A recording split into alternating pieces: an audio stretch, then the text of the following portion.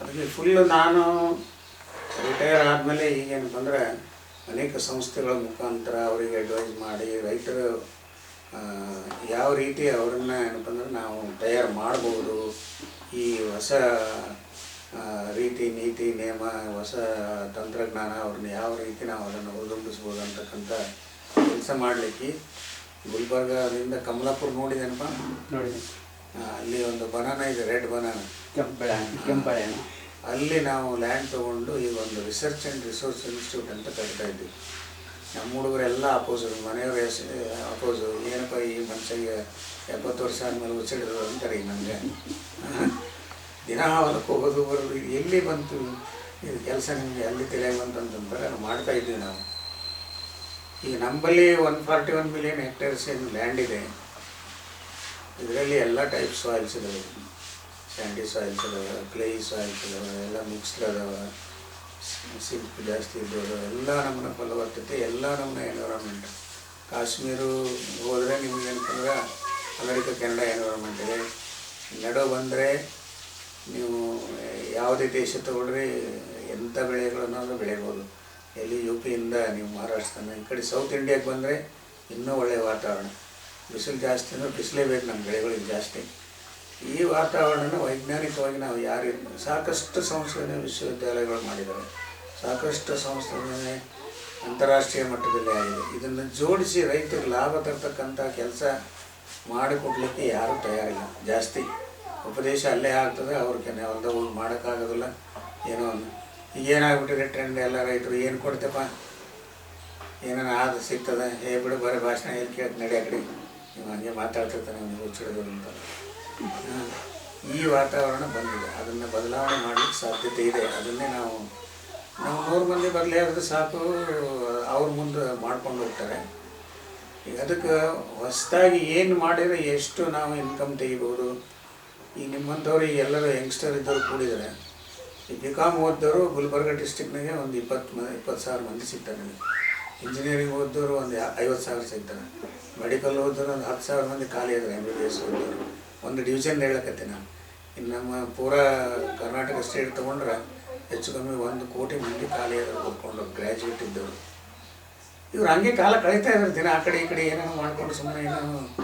So ಇವರನ್ನು ಯಾವ ರೀತಿಯಾಗಿ ತರಬೇಕು ಅಂತ ನಾವು ಸುಮಾರು ಪ್ರಯತ್ನ ಪಟ್ಟಿದ್ದೀವಿ. 1% ಮಂದಿ ಬಂದಿದ್ದಾರೆ. ಈಗ ಯಾವಾಗ ಬಂದರು, ಕೊರೋನಾ ಬಂತಲ್ಲ, ಮನೆಗೆ ಹೋಗಿ ಕೆಲಸ ಮಾಡಿದ್ರು ನೋಡು, ಅವಾಗ ಬಂದರು.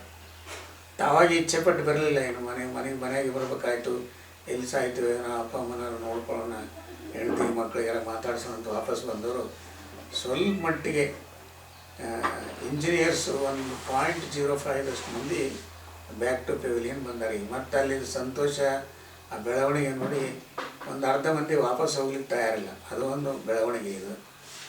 ಅದ್ರಾಗ ಅಪ್ಪಿತಪ್ಪಿ ನಮ್ಮ ಅಗ್ರಿಕಲ್ಚರ್ ಗ್ರ್ಯಾಜುಯೇಟ್ಸ್ ಅಂತೂ ಹೊಲಕ್ಕೆ ಹೋಗಲ್ಲ. ಅವ್ರು ಏನಿದ್ರು ಜಾಬೇ ಬೇಕು ಅವರಿಗೆ. ಎಲ್ಲೋ 1.05% ಮಂದಿ, ಒಂದು ವರ್ಷಕ್ಕೆ 100 ಮಂದಿ ಹೋಗ್ತಾರೆ ಭಾಳ. ಅಲ್ಲಿ ಎಲ್ಲಿ ಸಿಗಲಿ ಒಂದು ಪ್ರೈವೇಟ್ ಕಂಪ್ನಿಗೆ ಗೊಬ್ಬರ ಹಾಕು, ಎಣ್ಣೆ ಹೊಡಿ ಅನ್ನೋದಕ್ಕೆಲ್ಲ ಜಾಬ್ ಸಿಗ್ತಾವೆ ಸೀಸನಲ್ಲಿ. ಆ ಥರ ಡಿಸ್ಟ್ರಿಬ್ಯೂಟ್ ಆಗ್ಯಾರ. ಈಗ ನಾವು ಇವ್ರದ್ದು ಒಂದು ಸಂಸ್ಥೆ ಇದೆ ಕ್ರಿಯಾಜನ್ ಅಂತ, ಇವ್ರು ಬಂದಿದ್ದಾರಲ್ಲ, ಅವರು ನಾವು ಮತ್ತು ಕೂಡಿ ಏನೇನೋ ವಿಚಾರ ಮಾಡ್ತಾಯಿದ್ವಿ. ಇವರು ವಿಚಾರಗಳು ಟೋಟಲಿ ಪ್ರಾಕ್ಟಿಕಲ್ ಯಾವುದದ ಅದನ್ನು ನಾವು ಕಲಿಸ್ಬೋದು. ಒಬ್ಬರಿಗೆ ಕಲಿಸಿದ್ರೆ ಸಾಕು. ಏನು ರ್ಯಾಡಿಕಲ್ ಚೇಂಜ್ ಮಾಡ್ಬೋದು ಇಂಡಿಯಾದಾಗ ನಾ ಹೇಳ್ತೀನಿ. ಇದು ಅಗದಿ ಪಕ್ಕ ಏನಪ್ಪ ಅಂತ ತಿಳ್ಕೊ ನೀನು.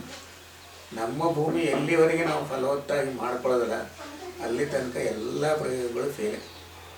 ನಾವೇನು ಮಾಡಿದ್ರು ಅಲ್ಲಿ ಮೊದಲು ನೀ ಏನಪ್ಪ ಅಂದರೆ ಕರಾಟೆ ಕಲೀಲಾರ್ದೆ ನೀ ಏನಪ್ಪ ಅಂದ್ರೆ ಯುದ್ಧ ಮಾಡ್ಲಿಕ್ಕೆ ಹೋಗ್ತಿದೆ, ಕುಸ್ತಿ ಆಡ್ಲಿಕ್ಕೆ ಹೋಗಂಗಿದೆ, ಹೋಗೋಕ್ಕಾಗಲ್ಲ.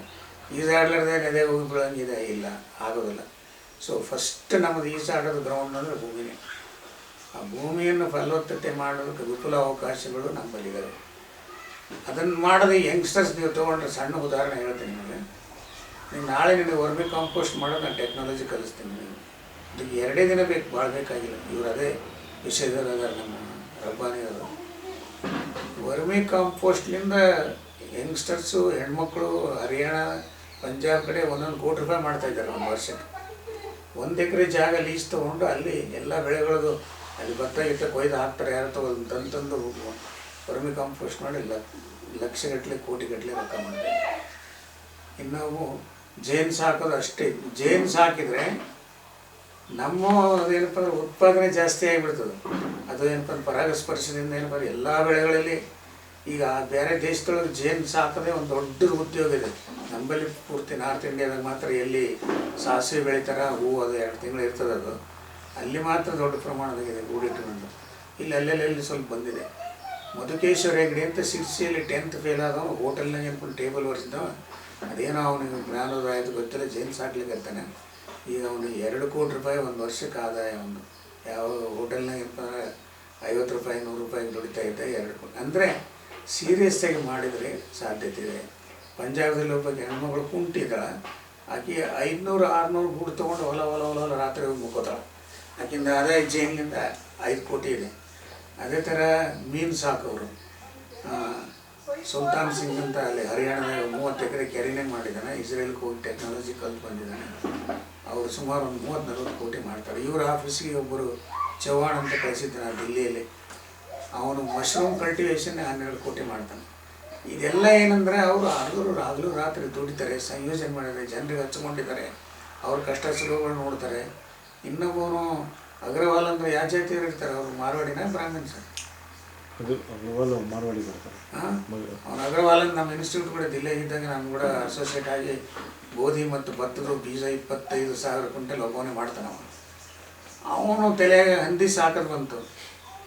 ಅವನು ಹಿಂದೆ ಹೇಳ್ತಾನೆ ನನಗೆ, ಸುವರ್ ಮೇ ಕಿತ್ನಾ ಸುವರ್ಣ ಹೈ ಖುಷಿ ಮೇ ಬಿ ನೈ ಹೈ ಅಂತ ಹೇಳಿ. ಅಲ್ಲೇನು ಬಂಗಾರ ಉತ್ಪಾದನೆ ಮಾಡ್ಬೋದು ನಾನು, ಎಲ್ಲಿ 16 पैदा होते साहब ಅಂತಾನೆ. 16 ಏಕ್ ಬಾರ್ आपका बकरी तो दो देते ಅಂತ ನಾವು. ಅಂದರೆ ಯಾವುದನ್ನು ಸೀರಿಯಸ್ ಆಗಿ ಮಾಡಿದರೆ ಸುಮಾರು ಒಂದು 400 ಉದ್ಯೋಗಗಳು, 400 ಅಂತ ನಾನು ಹೇಳ್ಬೋದು ನಿನಗೆ. ಒಂದು 400 ಯಾರೋ ಮಂಡ್ಯದವರು ಜೀನಿ ಮಾಡಿ ಅವರು ದೊಡ್ಡ ಪ್ರಮಾಣದ 16 ಕೋಟಿ ಮಾಡ್ತಾಯಿದ್ದಾರೆ. ಮಿಲೆಟ್ಸ್ ಈ ಥರ ಅಲ್ಲೆಲ್ಲೆಲ್ಲಿ ಒಬ್ಬಕ್ಕೆ ಕಲ್ಪನಾ ಯಾದವನ್ನಾಗಿ ಟ್ರೈನಿಂಗ್ ಕೊಟ್ಟು ಉಪ್ಪಿನಕಾಯಿ ಹಾಕೋದು. 42 ಬ್ರ್ಯಾಂಡ್ ಇಂಟರ್ನ್ಯಾಷನಲ್ ಉಪ್ಪಿನಕಾಯಿ ಮಾಡ್ಯಾಳ ಪರದೇಶದೊಳಗೆ. ಈಗಿನ ಬ್ರ್ಯಾಂಡ್ ಅಷ್ಟು ಪಾಪ್ಯುಲರ್ ಆಗಿದೆ. ಸರಿ, ಯಾವುದನ್ನು ಬುದ್ಧಿ ಖರ್ಚು ಮಾಡಿ ಶ್ರಮಪಟ್ಟು ಶ್ರದ್ಧೆಯಿಂದ ಮಾಡಿದರೆ ಅಲ್ಲಿ ಯಾವುದು ಫೇಲ್ಯೂರ್ ಇಲ್ಲ. ಅರ್ಧಂಬರ್ಧ ಮಾಡೋದು ಚೇಂಜ್ ಮಾಡೋದು ಅಪ್ಪನ ಕೈ ಬೇಯಿಸ್ಕೊಂಡು ಬಿಟ್ಟು ಹೋಗಿಬಿಡೋದು. ಇದನ್ನು ನಾವು ವಾಪಸ್ ತರಬೇಕಾದ್ರೆ ಏನು ಮಾಡಬೇಕು ಅಂಬೋದು ನಾನು ನಿಮಗೆ ಹೇಳ್ತೀನಿ. ಮನೆಯಲ್ಲಿ ಸಂಸ್ಕೃತಿ ಸಂಸ್ಕಾರ ಅಂತೂ ನಂಬರ್ 1 ಅದು, ಬೇರೆ ಯಾರು ಕಲಿಸ್ಲಿಕ್ಕಾಗೋದಿಲ್ಲ. ನೀವು ಸ್ಕೂಲ್ಗಳಲ್ಲಿ ಯಾಕೆ ಅಗ್ರಿಕಲ್ಚರ್ ಇಂಟ್ರೊಡ್ಯೂಸ್ ಮಾಡಬಾರ್ದಂತ. ನಮ್ಮ ಕಸಬೆ ದಿನ ಊಟ ಮಾಡೋದೇ ಭೂಮಿಯಲ್ಲಿ ಬಂದದ್ದೇ ಊಟ ಮಾಡ್ತೀವಿ. ಸ್ಕೂಲ್ನಲ್ಲಿ UKG LKG ನೀರು ಹಾಕೋದು ಕಲಿಸೋದು ಅಷ್ಟೇ, ಮತ್ತೇನು ಬೇಕಾಗಿಲ್ಲ. ನೀರು ಹಾಕಿದಾಗ ಅವ್ನಿಗೆ ಇಂಟ್ರೆಸ್ಟ್ ಬರ್ತದೆ. ದಿನ ಹೂ ಬಂತು ಮರ ಕಾಯಾಗಿಲ್ಲ ಅವನಿಗೆ ಬ್ಲಡ್ನಾಗ ಇನ್ಕಲ್ಕೇಟ್ ಆಗ್ತದೆ. ಅವ್ನು 4ನೇ 5ನೇ ವೆರೈಟಿಗೆ ಅವನಿಗೆ ಏನಪ್ಪ ಸಸಿ ಮಾಡೋದು ಅದು ತಿಳ್ಕೊತಾನೆ.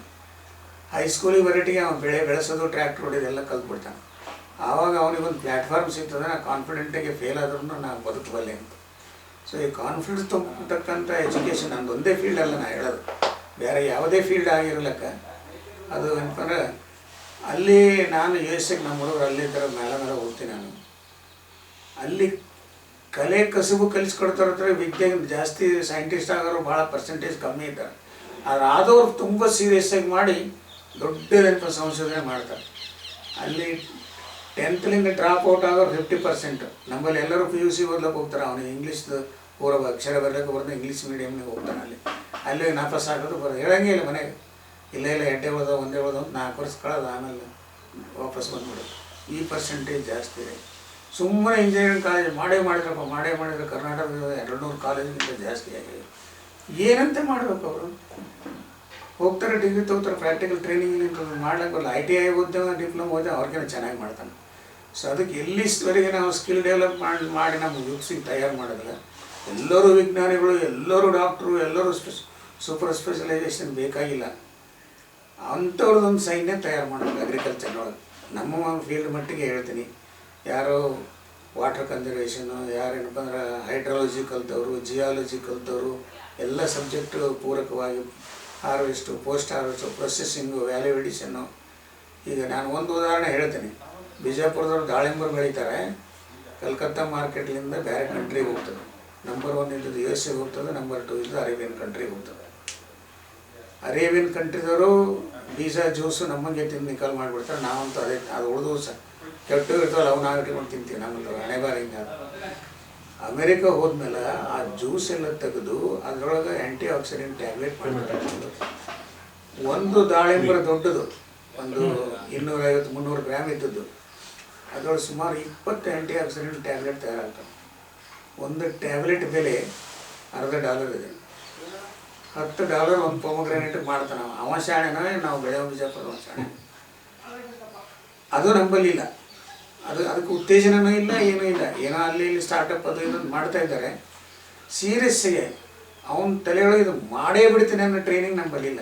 ಅರ್ಧಂಬರ್ಧ ಏನೇ ಮಾಡೋದು ಹಿಂಗೆ ಬಿಡೋದು ಅವನಷ್ಟಕ್ಕೆ ಅವ್ನು ಬಿಟ್ಟು ಬಿಡೋದು ಕಲಿಸಿ ಒಂದು ತಿಂಗಳ ಅಂದರೆ.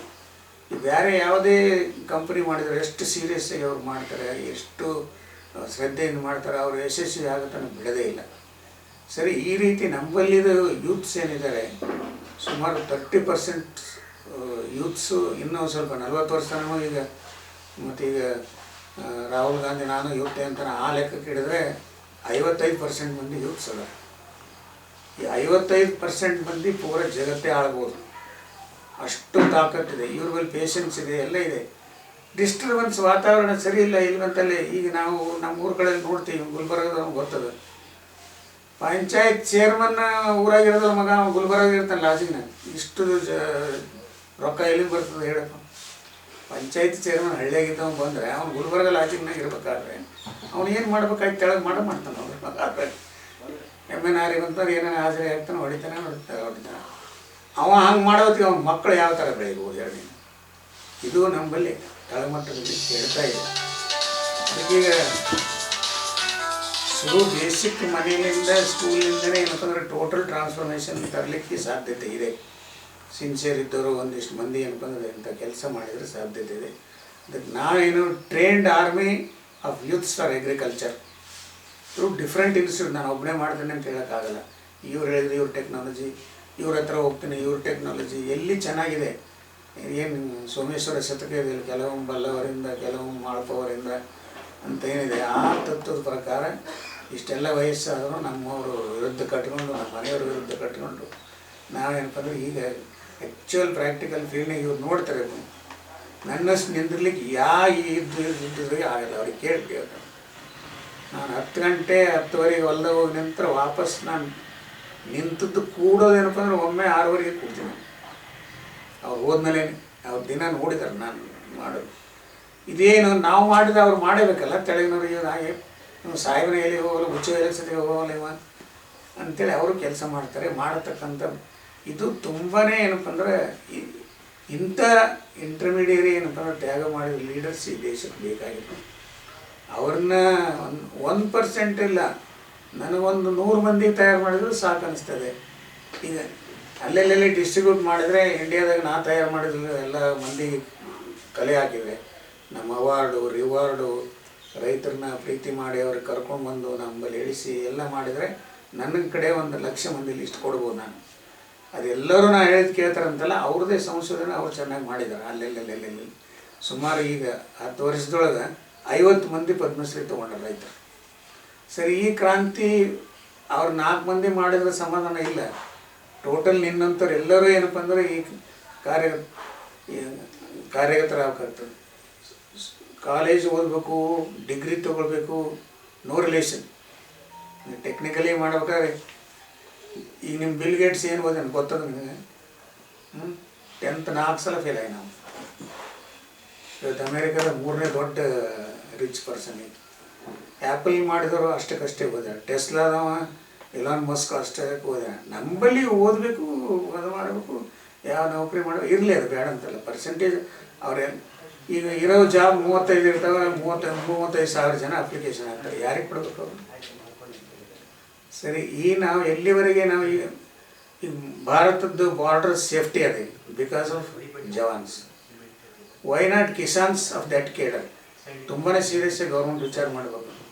ನಮ್ಮ ದೇಶದ ಆಹಾರ ಭದ್ರತೆ ಇಲ್ಲದೆ ಬೇರೆ ದೇಶಕ್ಕೆ ಉಣಿಸ್ತಕ್ಕಂಥ ಶಕ್ತಿ ನಮ್ಮ ಯುವಕರಲ್ಲಿ ಯುವತಿಯರಲ್ಲಿದೆ. ಎಷ್ಟೋ ಮಂದಿ ಯುವತಿಯರು ಪ್ರತಿಯೊಬ್ಬರು ಬೆಂಗಳೂರಿಗೆ ಕೊಡ್ತಾರೆ. ಒಬ್ಬ ಹೆಣ್ಮಗಳಿಗೆ ಒಬ್ಬ ಗಂಡು ಮಗನ ಅವಾರ್ಡ್ ಕೊಡ್ತೀವಿ. ಒಂದು ಡಿಸ್ಟಿಕ್ಕಿಗೆ ಈಗ ತಾಲೂಕು ಲೆವೆಲಿಗೂ ಒಯ್ದಾರೆ. ಅವ್ರದ್ದೆಲ್ಲದು ಕತೆ ಕಲೆ ಹಾಕಿದರೆ ನಮ್ಮ ಯೂನಿವರ್ಸಿಟಿಗಿಂತ ಜಾಸ್ತಿ ನಾಲೆಜ್ ಅಲ್ಲಿ ಕಲೆಕ್ಟ್ ಆಗ್ತದೆ. ಪ್ರಾಕ್ಟಿಕಲ್ ಅದು ನಾವು ಮಾಡೋ ಥಿಯರಿ ಭಾಳ ಕಲಿಸ್ತೀವಿ ನಾವು, ಬೇಸಿಕ್ ಸೈನ್ಸ್ನೊಳಗೆ. ಅದು ಪ್ರಾಕ್ಟಿಕಲಿ ಮುಟ್ಟಟ್ಟಿಗೆ ಮುಗಿದಿರ್ತದೆ.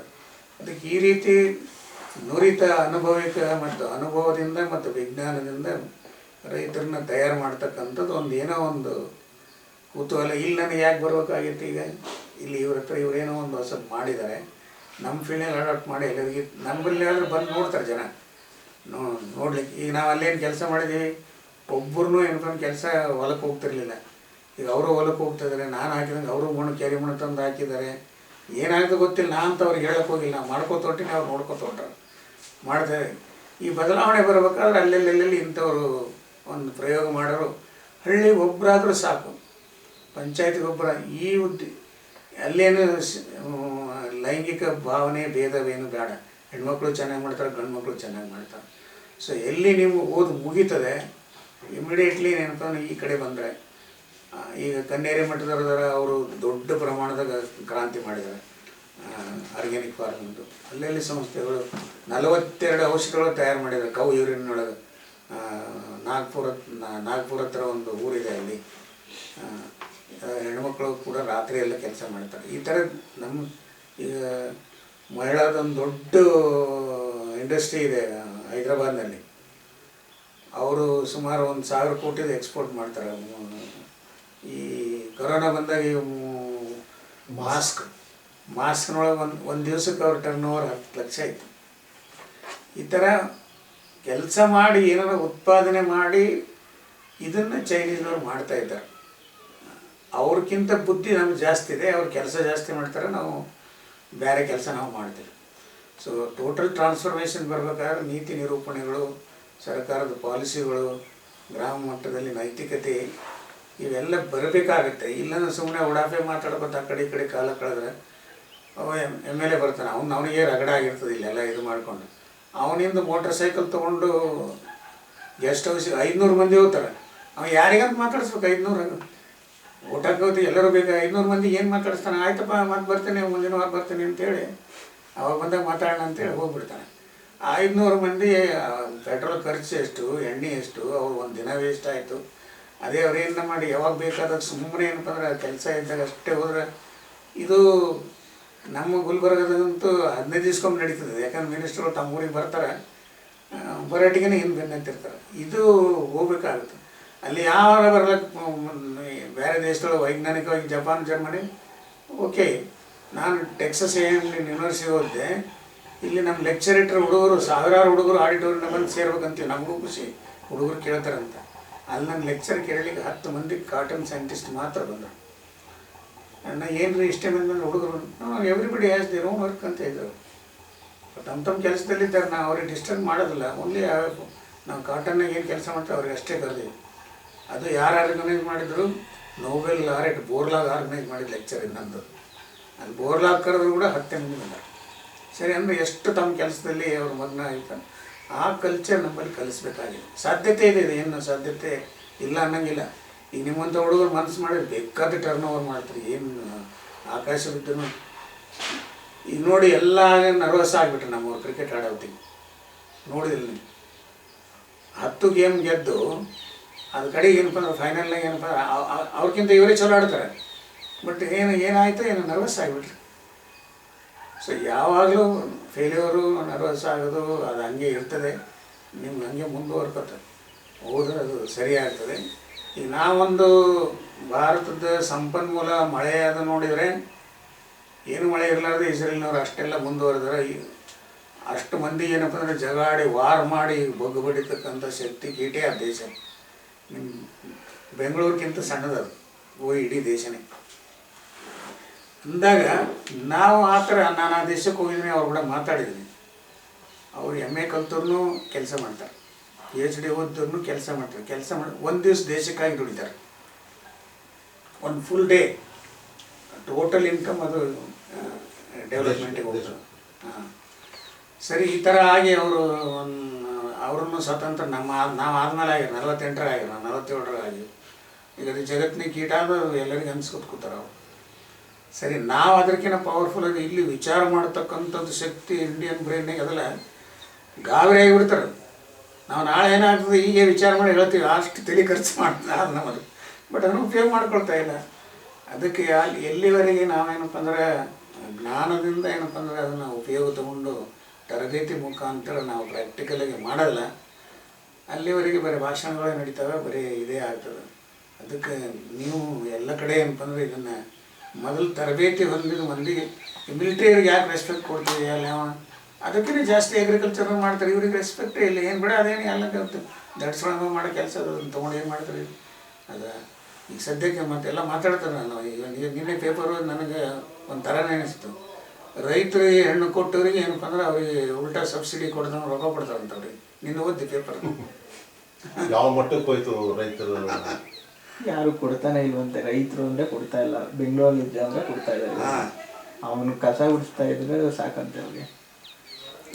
ಈ ಥರ ಇದು ಏನಾಗ್ತಂದ್ರೆ ಮುಂದೆ ಈ ಬದಲಾವಣೆ ತರಲಿಕ್ಕೆ ಯಾವಾಗ ಸೀರಿಯಸ್ ಆಗಿ ನಿಮ್ಮ ವಯಸ್ಸಿನವ್ರು ವಿಚಾರ ಮಾಡ್ತೀರಿ, ಅವ್ರು ಟೋಟಲ್ ಚೇಂಜ್ ಆಗ್ತದೆ.